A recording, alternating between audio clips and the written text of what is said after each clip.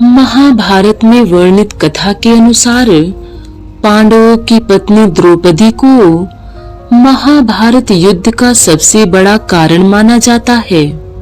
महाभारत के अनुसार जब दुर्योधन इंद्रप्रस्थ को देखने गया तो एक जगह उसने रंगोली बनी देखी और उसने समझा कि यह कितना सुंदर फर्श है, लेकिन असल में वह जल से भरा ताल था। दुर्योधन उसमें गिर पड़ा। भ्रमवश उसके गिरने पर द्रौपदी जोर से हंसने लगी और उसके मुंह से निकल गया, अंधे का पुत्र भी अंधा। बस यही बात दुर्योधन के दिल में तीर की तरह धंस गई। हालांकि बाद में द्रौपदी को अपनी गलती का एहसास भी हुआ था, लेकिन व्यंग में कहे गए शब्द का जो असर होना चाहिए था वह हो चुका था। दुर्योधन ने अपने इस अपमान का बदला लेने की ठान ली थी। शकुनी ने इस अपमान का बदला लेने के लिए दुर्योधन को एक तरकीब बतलाई। उसने दुर्योधन से कहा कि पांडवों को जुआ खेलने के लिए आमंत्रित किया जाए। उन्होंने कहा कि राज्य के बंटवारे का निर्णय अब इस खेल के माध्यम से ही होगा। जुआ नहीं खेली गई होती तो शायद युद्ध भी नहीं होता। पांडवों ने दुर्योधन के आमंत्रण को स्वीकार कर लिया। उन्होंने अपने भाग्य का निर्णय जुए के खेल पर छोड़ दिया, लेकिन पांडव तो इस खेल में माहिर नहीं थे। फिर कैसे वे यह खेल खेलने के लिए तैयार हो गए? उनका मानना था कि यह खेल भाग्य पर निर्भर है, न कि चाल पर, छल या कपट पर। भगवान श्री कृष्ण ने इस खेल का विरोध किया था, लेकिन पांडव नहीं माने।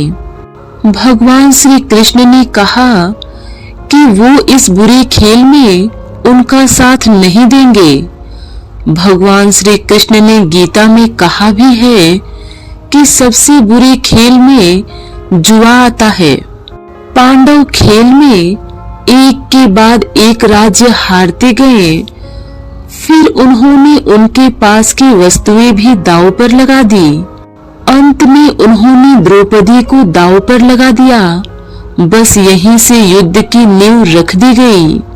द्रौपदी का चीरहरण होते हुए सबने देखा, लेकिन भगवान श्री कृष्ण ने अंत में पहुंचकर द्रौपदी की लाज बचाई। यह आम धारणा है कि जर जोरू और जमीन के लिए ही युद्ध होते रहे हैं। हालांकि कुछ विद्वान मानते हैं कि महाभारत युद्ध के कारण कुछ और भी थे। महाभारत में भूमि बंटवारा युद्ध का सबसे बड़ा कारण था, लेकिन कुछ लोग मानते हैं कि बंटवारा शांतिपूर्ण हो सकता था, लेकिन कुछ महिलाओं की जिद के कारण कौरवों और पांडवों के बीच कटुता बढ़ गई, जिसके परिणाम स्वरूप युद्ध हुआ।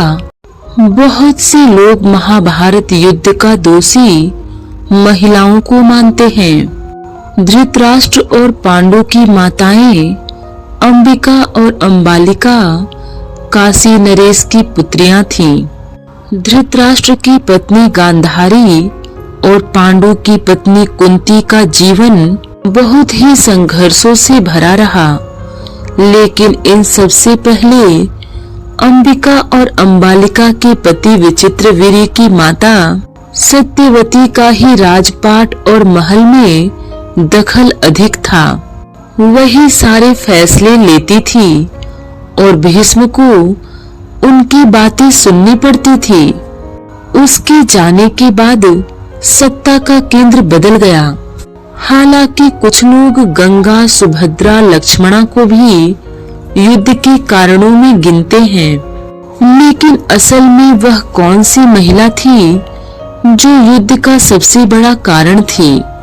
सुभद्रा तो कृष्ण की बहन थी, जिसने कृष्ण के मित्र अर्जुन से विवाह किया था। जबकि बलराम चाहते थे कि सुभद्रा का विवाह कौरव कुल में हो।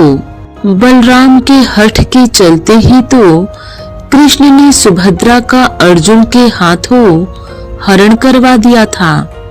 बाद में द्वारिका में सुभद्रा के साथ अर्जुन का विवाह विधि पूर्वक संपन्न हुआ।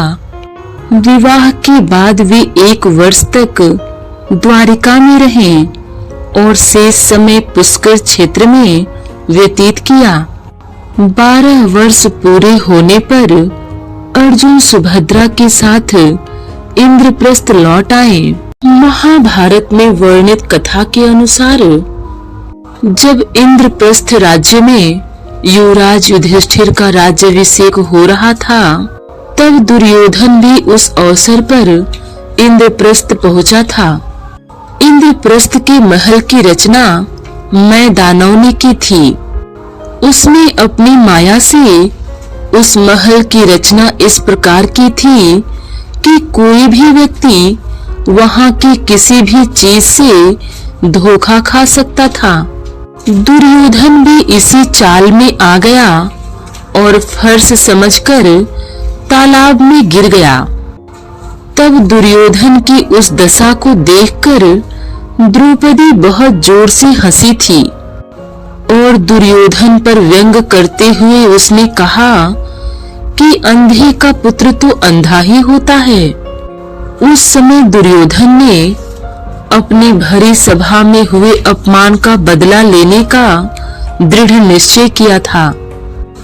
इंद्रप्रस्थ में हुए अपने अपमान का बदला लेने के लिए दुर्योधन ने पांडवों को जुए के खेल के लिए आमंत्रित किया तथा इस खेल में दुर्योधन ने अपने मामा शकुनी की मदद से पांडवों के साथ छल किया और पांडवों का सारा राज्य जीत लिया। यहाँ तक कि इस खेल में पांडव द्रौपदी का सम्मान भी हार गए। दुर्योधन अपने अपमान का बदला भूला नहीं था। उसने भरी सभा में अपने भाई दुशासन के हाथों द्रौपदी का चीरहरण करने का प्रयास किया। पांडवों सहित भीष्म, द्रोणाचार्य सभी मूक बने रहे। कोई भी द्रौपदी का सम्मान बचा नहीं पाया। उस समय द्रौपदी ने यह प्रतिज्ञा ली थी कि वह तब तक अपने खुले बालों को जूड़ा नहीं करेगी जब तक वह दुशासन के रक्त से अपने बालों को धो न ले। द्रौपदी की यही प्रतिज्ञा ने पांडवों को भी क्रोधित किया और यह भी महाभारत के युद्ध की ओर एक बड़ा कदम साबित हुआ। पांडव के एक चौपड़ का दाव हारने के कारण उन्हें वनवास भी मिला था। इस वनवास के लिए जब पांडव वन की ओर जा रहे थे, तब द्रौपदी भी उनके साथ गई। पांडव द्रौपदी को इंद्रप्रस्थ के महल में ही रखना चाहते थे, परंतु द्रौपदी का पांडवों के साथ वनवास के लिए चलने का मुख्य कारण यह था कि पांडव चाहे जिस हाल में भी रहे, परंतु उन्हें अपनी पत्नी का अपमान सदैव याद रखना होगा।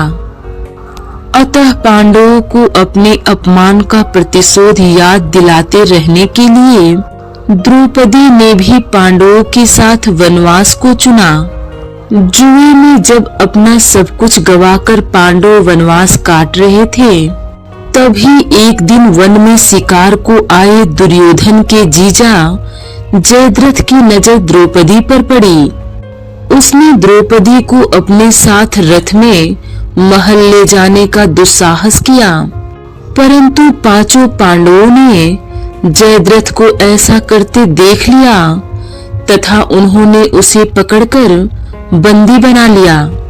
जब अर्जुन जयद्रथ का वध करने के लिए आगे बढ़ा, तो द्रौपदी ने अर्जुन को ऐसा करने से किसी तरह रोक लिया तथा जयद्रथ का सिर मुड़वाकर उसे 5 चोटी रखने की सजा दे दी। अब जयद्रथ किसी को मुंह दिखाने के लायक नहीं रह गया था। तथा अपने इसी अपमान का प्रतिशोध लेने के लिए जयद्रथ ने महाभारत के युद्ध में चक्रव्यूह में फंसे अर्जुन के पुत्र अभिमन्यु का वध किया था। इधर द्रौपदी के पिता ने गुरु द्रोणाचार्य के वध की प्रतिज्ञा ले रखी थी और वह जानते थे कि अर्जुन के अलावा कोई अन्य गुरु द्रोण का वध नहीं कर सकता। अतः उन्होंने अपनी पुत्री द्रौपदी का विवाह पांडवों से करवाया था।